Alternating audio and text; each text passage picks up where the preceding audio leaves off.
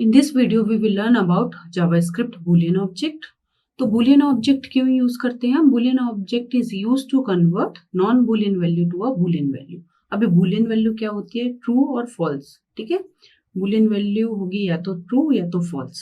तो अब Boolean object create कैसे करोगे वो मैं आपको बताती हूँ. We will use Boolean object for creating any Boolean variable. ठीक है, और new keyword का हम यूज करेंगे.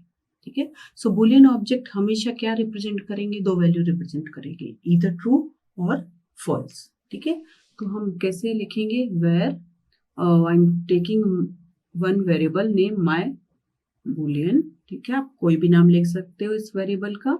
सो मैंने माय बुलियन लिया है और न्यू कीवर्ड के through I am creating one Boolean object. ठीक है, ये मैंने ऑब्जेक्ट क्रिएट कर दिया. सो अगर आपने बुलियन ऑब्जेक्ट क्रिएट किया है और इस बुलियन ऑब्जेक्ट को कोई इनिशियल वैल्यू नहीं दी है, ठीक है, कोई इनिशियल वैल्यू नहीं दी है, या तो ये जीरो वैल्यू दी है आपने, -0 वैल्यू, नल वैल्यू, या ब्लैंक, फॉल्स, अनडिफाइंड, या तो N means not a number. ऐसा कोई वैल्यू अगर आपने बुलियन ऑब्जेक्ट को दिया है सो ऑब्जेक्ट हमेशा सेट हो जाएगा फॉल्स पे. Okay, otherwise it will be true always, even if you are supplying any string as false.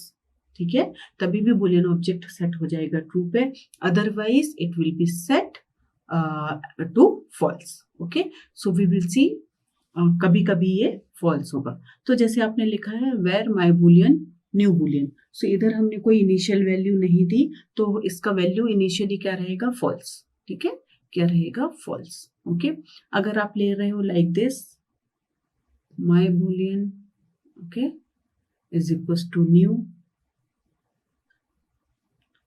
boolean. if you are taking like this 0 तो भी क्या हो जाएगा? इसका सेट हो जाएगा ये false पे. ठीक है, in place of 0 if you are taking null तभी क्या हो जाएगा? ये false रहेगा. ठीक है, if you are taking blank, ठीक है, you are taking like this new boolean, you are taking like this तो भी ये क्या होगा? फॉल्स. ठीक है, इसका आंसर भी आएगा false. If you are taking like false, ठीक है, आप इसका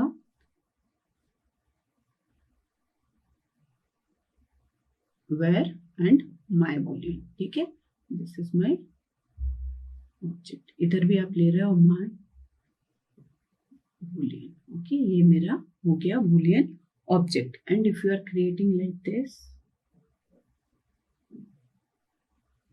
new boolean and here you are taking nan means it is not a number, तो इसका ये सेट हो जाएगा वैल्यू फॉल्स पे. ओके, और अगर आप इधर लिख रहे हो न्यू boolean,